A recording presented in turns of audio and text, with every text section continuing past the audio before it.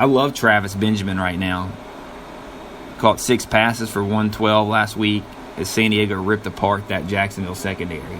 Phillip Rivers looks like the Phillip Rivers of about 3 to 4 years ago. Indianapolis right now is just they're in shambles. They don't know what they're doing in the secondary. Andrew Luck is coming in injuring this game. I think San Diego goes to Indy and wins this game outright as a 2.5-point dog. My other game, I really like Dallas minus the 7. I think Dallas kind of had a situation last week where they kind of came into their own at the end of the game. They got it done. They made the play at the end of the game. They got some. The only problem with Dallas is they can turn the ball over, but I think Chicago right now is terrible. I call them the hapless Bears. Jay Cutler cannot hit anything, guys. The old adage, can't hit the broadside of the barn. His picture should be next to that right now. He's terrible. He's terrible. They had no running game with Langford last week, which surprised me. I thought he was going to be a good fantasy play, but he wasn't. Got nothing on the ground. Turned the ball over 3 times. Dallas wins this game by about 14. I think they win this game something in the range of about 24-10, 28-10, something like that. Chicago can't score. Can't score any points at all. That was proven last Monday night, and then the week before that, they only managed 14 against the Texans. So my third pick of the week is going to be Miami minus 9.5. Look, guys, the Dolphins right now, they were 0-2. Both games were on the road. They played Seattle extremely tough. Only lost that 12-10. They did capitalize on the Garoppolo injury. Bottom line is they did hang with New England in Foxborough, 31-24. So this team is not a bad football team. They had a rough defensive outing last week. They will rebound. Their defense is playing very well, which, let me go ahead and tell you, if you can go grab the Dolphins on the waiver wire for this week, do it. They're a great play, guys, on the fantasy. At home against Cleveland. Cleveland's offense is depleted. They're up to the third-string quarterback. Corey Coleman, the outstanding rookie wide receiver, injured his hand this week. He's out. Josh Gordon still isn't back from the suspension. They have no offensive weapons. Yeah, Isaiah Crowell, the running back, had a good game last week, but with Miami's D-line, Cameron Wake, that defensive line's going to swallow him. Make Cleveland one-dimensional. Cleveland may not even get 10 points in this game. And the way Tannehill's playing right now, I like Miami by about 17. So those are your picks of the week. That's my pick 6. I gave you Florida, Arkansas, Michigan State, Miami, Dallas, and San Diego. Again, that's Florida plus 6.5, Arkansas plus 6, Michigan State minus 5, Miami minus 9, in the NFL, Miami minus 9.5, Dallas minus 7, and the Chargers plus 2.5. Enjoy, be happy, be merry, go make a chunk of change, enjoy the game, and then thank the Jameson Daigle Show when you go cash those tickets. All right, guys. You know what it's time for. I mean, it's Friday, right? So what is it time for? Oh, yes.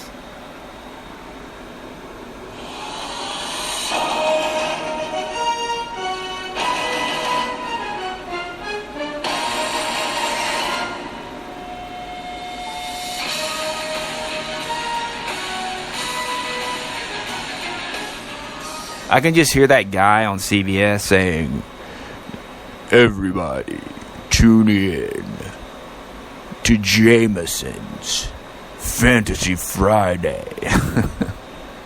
Y'all know what I'm talking about. The deep, long voice on NFL CBS. Gotta love it. Gotta love it. Okay, guys, let's get down to business. And I have got some good stuff, man. Good stuff. So what do we want to talk about first? Okay. Well, last week,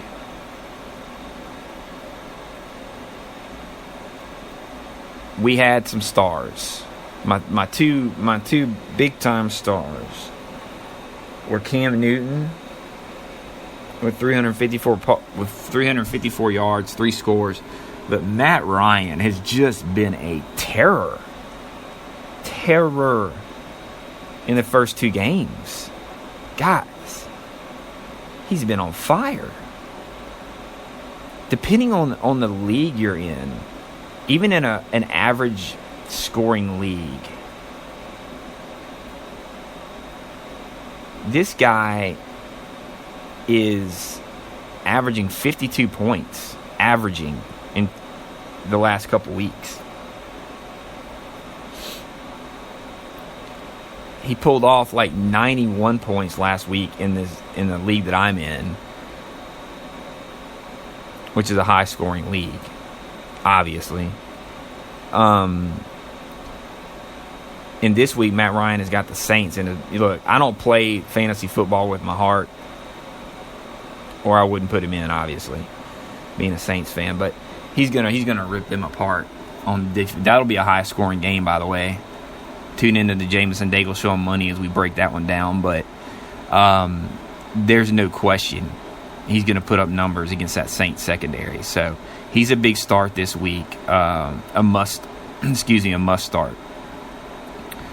What I'm going to do is I'm going to go down the list, all right, in each game, and I'm going to give you the players to start in each game, okay? That's the first part of this show. That's what we're going to do. We're going to break it down, and we're going to give you team by team, like in this game, who to start. That good stuff, okay? All right. First off, we have Arizona at Buffalo. For the Cardinals, this is what I want you to do. Start every offensive player you can. The Bills right now are a horrible team, especially on the defensive side. They can't stop anybody. Last week, Jets torched them for 37 points. Matt Forte, I believe, yes. Matt Forte, 100 yards and 3 touchdowns. So, obviously, David Johnson, the best 3-down running back in the NFL, without a question, is a must-start every week. Have him in there. If you don't have him in there, shame on you, is all I'm going to say, because you heard it here. This guy is a start every week, particularly this week. Larry Fitzgerald, start him.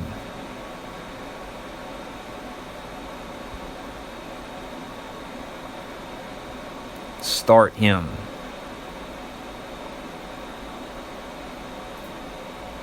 Yes, Fitzgerald, doubters, he's tying the league with 3 touchdowns through 3 weeks, guys. He's putting it together. And he's been the money man. And that was a steal, by the way, in most drafts. I'm sure he was a 7th-round pick in most drafts. This guy's for real this year. The older he gets, the better he gets, man. He's I love Larry. Touchdown machine, guys. Right now, John Brown, don't touch him.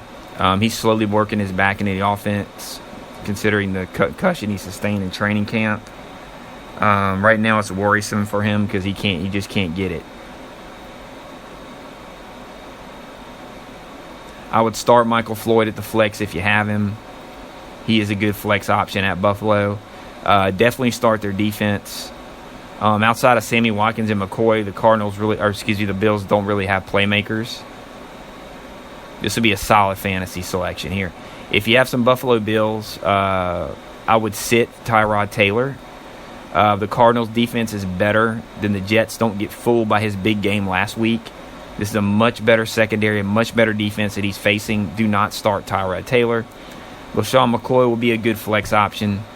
Shady, his outlook isn't all great with that Cardinal defense, but he will get touches. Bills will get down into the red zone a few times, and usually he's a really safe play. But make him like a running back 2 or a flex. Sit Sammy Watkins. He's still nursing that foot injury. He's going to get shadowed by Patrick Peterson. Good luck. Charles Clay, tight end. I would go with him. if you actually own him. Maybe this is a waiver wire pickup, but I would definitely start him. Moving on to the Oakland-Tennessee game, I'm going to run down your starts. Start David Carr. This Titan defense has given up multiple touchdown passes.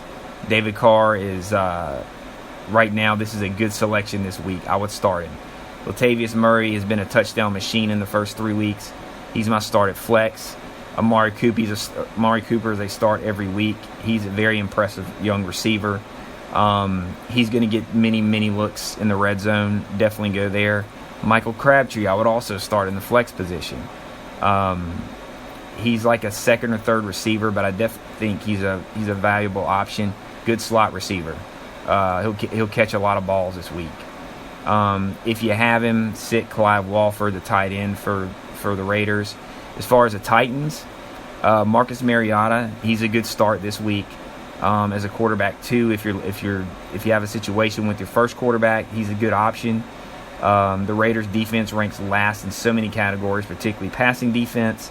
Mariota should get a pretty good game with those pass defense deficiencies.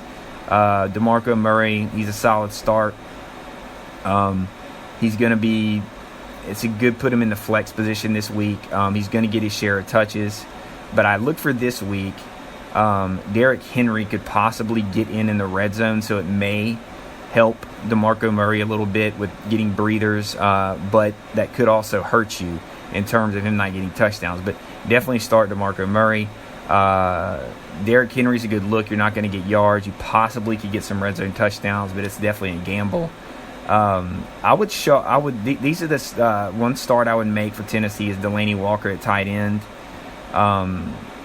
He's a great option.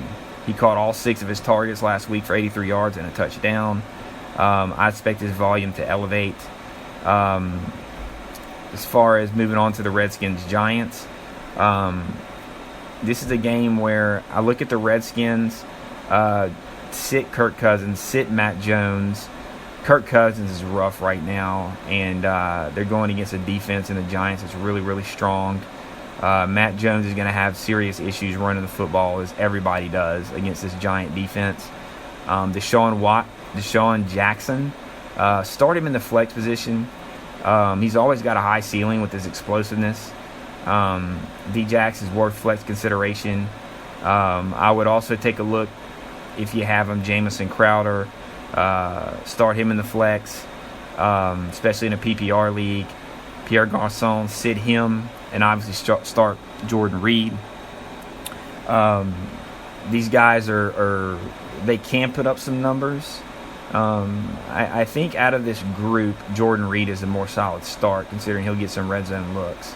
As far as the Giants, start Eli Manning. Eli's been awesome all year. He's got a 74% completion percentage. He'll do good against a defense that's allowing a high completion rate this year. I would put Rashad Jennings or Shane Vereen in the flex position. Both these guys are going to give you some solid performances, which is good in that flex position. Usually if you can get about 12 to 13 points out of the flex, that's what you're looking for.